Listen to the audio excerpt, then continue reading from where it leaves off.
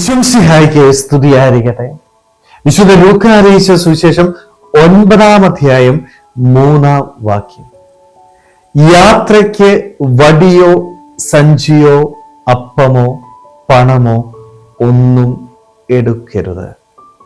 ഈശോ ശിഷ്യന്മാരെ അയക്കുമ്പോൾ അവർക്ക് കൊടുക്കുന്ന ഒരു ഉപദേശം, അതെ, നിങ്ങൾ ഒന്നും എടുത്തുകൊണ്ട് പോകേണ്ട ആവശ്യമില്ല. നിങ്ങളുടെ യാത്രയിൽ നിങ്ങൾക്ക് വേണ്ടത് നിങ്ങളുടെ ദൈവം തരും. ഒരു സംരക്ഷണം ഈശോ ഉറപ്പ് നൽകുകയാട്ടോ. ദൈവത്തിന് വേണ്ടി ശുശ്രൂഷ ചെയ്യുന്നവന് ദൈവം നൽകുന്ന സംരക്ഷണമാണ് ഇന്നത്തെ വചനത്തിലൂടെ നമ്മൾ വായിച്ച് മനസ്സിലാക്കുക. പക്ഷെ നമ്മളൊക്കെ ആയിരിക്കുന്ന ഈ ലോകത്തില് പല സംരക്ഷണങ്ങൾ നമ്മൾ കരുതി വെക്കാറുണ്ടല്ലേ. നല്ല ഭവനം പണിയാറുണ്ട്, സമ്പത്ത് ശേഖരിച്ചു വെക്കാറുണ്ട്, നല്ല ഒരു ജോലി നേടിയെടുക്കാറുണ്ട്. എന്തിനാണ് ഇവയൊക്കെ നേടിയെടുക്കുന്നത്? ഈ ഭൂമിയില് എനിക്ക് സന്തോഷത്തില് സമാധാനത്തില് ജീവിക്കണം, എല്ലാ സുഖ സൗകര്യങ്ങളും ജീവിക്കണം, ഈ ലോക ജീവിതം സുരക്ഷിതമായിരിക്കണം. അതിനു വേണ്ടുന്ന കാര്യങ്ങളാ പലപ്പോഴും നമ്മൾ ചെയ്തു കൂട്ടുക. എന്നാല് ഇന്നത്തെ വചനത്തില് ഈശോ പറയുന്നത് എന്താ?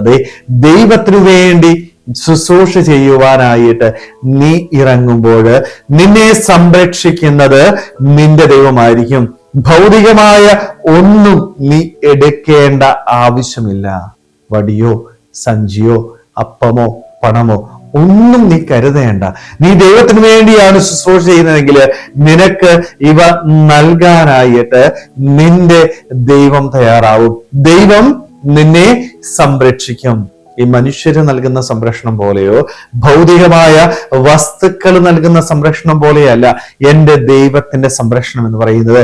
എൻ്റെ ജീവിതത്തില് എനിക്ക് വേണ്ടത് എന്താണ് എന്ന് കൃത്യമായിട്ട് മനസ്സിലാക്കി കൃത്യസമയത്ത് അവ പ്രദാനം ചെയ്യുന്ന ഒരു ദൈവം എനിക്കുണ്ട്. സ്നേഹമുള്ളവരെ, ഈ ഒരു സംരക്ഷണം നമ്മുടെയൊക്കെ ജീവിതത്തിൽ ഏറ്റെടുക്കാനായിട്ട് നമുക്ക് സാധിക്കുന്നുണ്ടോ? പലപ്പോഴും ഭൗതികമായ സംരക്ഷണത്തിന് വേണ്ടി ഭൗതിക വസ്തുക്കള് കുന്നുകൂട്ടി വെക്കുന്ന വ്യക്തികളായിട്ട് നമ്മൾ മാറുക. ദൈവത്തിന്റെ സംരക്ഷണം നമുക്ക് വേണ്ട.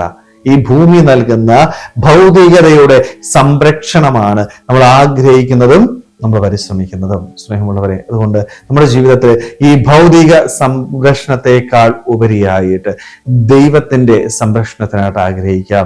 ദൈവം നൽകുന്ന സംരക്ഷണത്തിന്റെ കരങ്ങളിലേക്ക് നമ്മളെ തന്നെ പൂർണ്ണമായിട്ട് വിട്ടുകൊടുക്കുവാനായിട്ട്, അവന് വേണ്ടി സന്തോഷത്തോടുകൂടി ശുശ്രൂഷ ചെയ്യുവാനായിട്ട്, എൻ്റെ ജീവിതത്തിലെ പ്രതിസന്ധികളിലും പ്രശ്നങ്ങളിലും എൻ്റെ ദൈവം എന്നെ സംരക്ഷിക്കുമെന്ന് അടിയുറച്ച് വിശ്വസിക്കുവാനായിട്ട് നമുക്ക് ഓരോരുത്തർക്കും ആത്മാർത്ഥമായിട്ട് ആഗ്രഹിക്കാൻ ശ്രമിക്കാം. ദൈവം നമ്മളെല്ലാവരെയും സമൃദ്ധമായിട്ട് അനുഗ്രഹിക്കട്ടെ. ആമേൻ.